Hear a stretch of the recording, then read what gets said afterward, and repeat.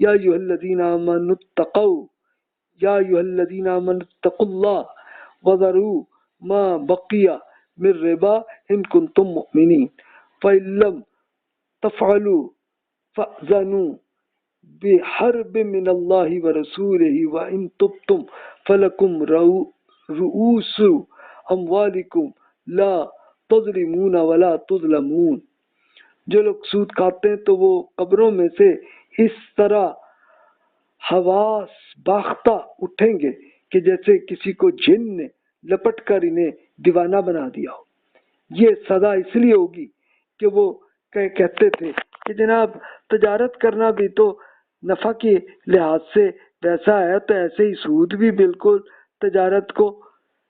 اللہ نے حلال کر دیا اور سود کو حرام۔ تو جس شخص کے پاس اللہ کی نصیحت پہنچی ہے اور وہ سود لینے سے بعد آ گیا ہے تو جو پہلے ہو چکا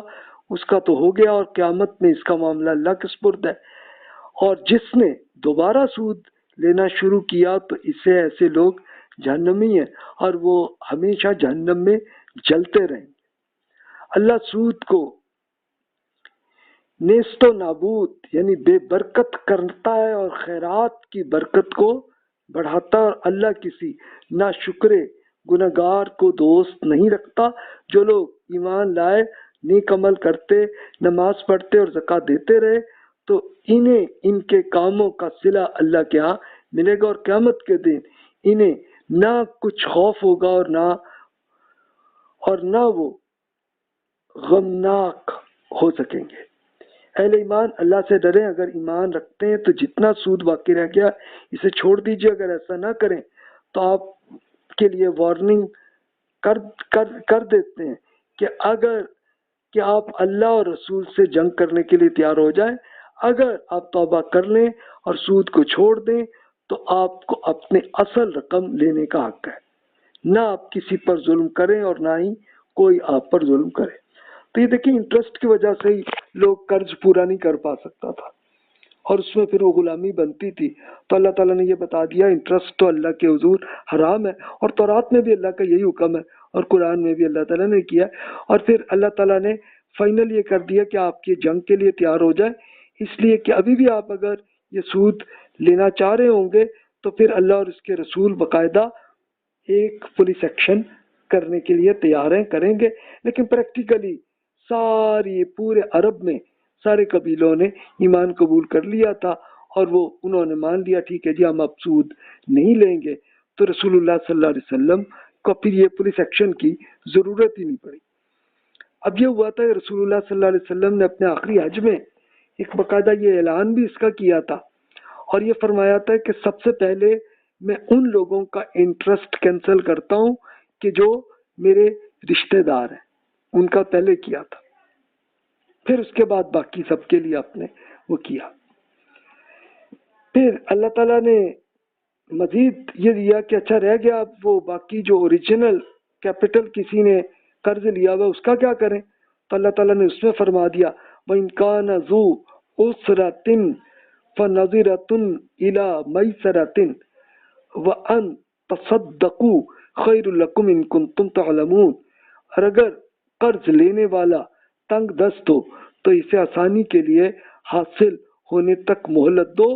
اور اگر اصل زر یعنی اصل کیپٹل جو ہے معاف ہی کر دیں تو آپ کے لیے زیادہ اچھا ہے، اگر آپ اس بات کو سمجھتے ہیں۔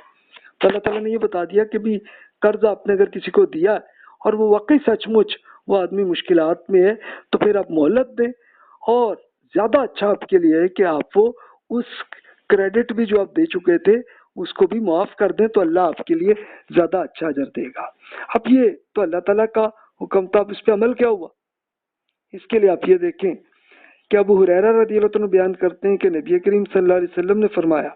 اس کی قسم جس کے قبضے میں محمد کی جان ہے، روئے زمین پر کوئی ایسا مسلمان نہیں ہے جس سے میرا قریب ترین تعلق نہ ہو۔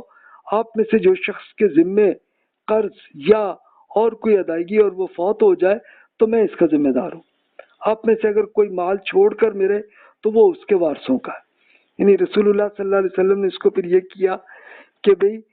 ایک آدمی قرض لیا لیکن بیچ میں وہ فوت ہو گیا، اب وہ قرض ادا نہیں کر پایا تھا، تو اس کے لیے رسول اللہ صلی اللہ علیہ وسلم نے اپنے آپ کو اپنی ذمہ داری کر دی، یعنی اپنی ذمہ داری کس کی؟ حکومت کی، کہ اس سے میں قرض ادا کروں گا۔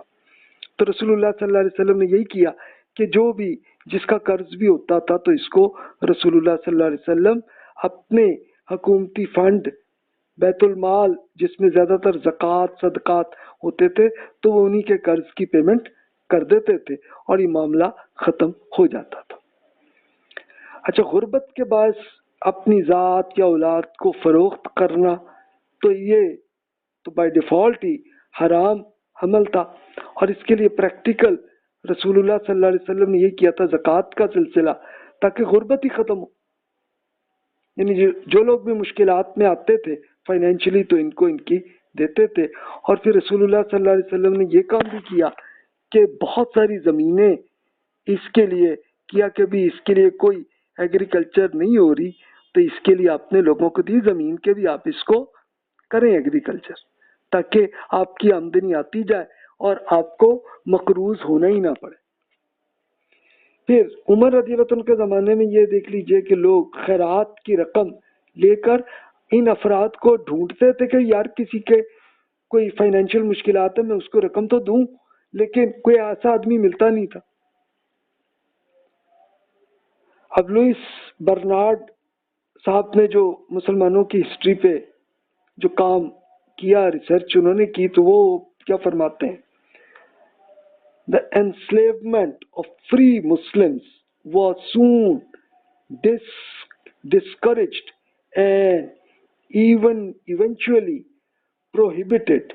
It was made unlawful for a free man to sell himself or his children into slavery, and it was no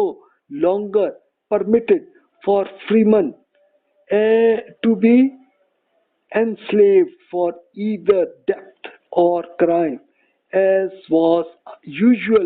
in the Roman world, and despite attempts as reform in part of Christians Europe until at least the 16th century. اب یہ خود Louis Bernard صاحب جو ہیں انہوں نے خود اپنی قوم کا یورپ کی سچویشن بتائی کہ دیکھیے 16 صدیوں تک حضرت عیسیٰ علیہ السلام کی عمل نہیں کیا گیا، لیکن مسلمانوں نے دیکھیں گے اس پہ کیا کہ کبھی کسی ایک آدمی کو یا کسی غلام کو وہ کسی آزاد کو غلام نہیں کرنے دیا انہوں نے۔